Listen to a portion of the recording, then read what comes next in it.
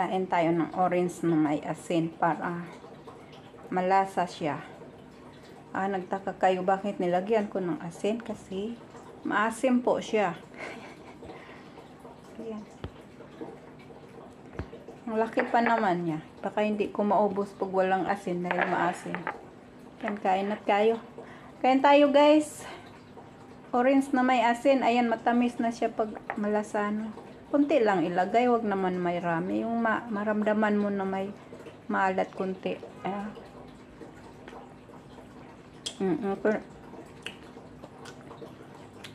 Okay yung lasa niya. Hindi na maasim.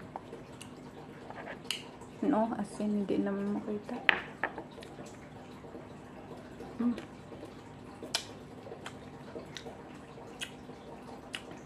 Asin. Ganyan lang kadami.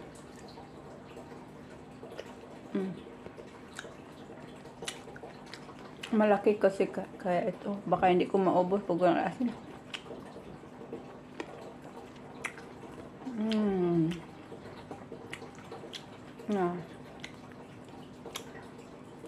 Thank you for watching mga idol. Kain ko na po. Kain-kain tayo. Guys, ingat kayo.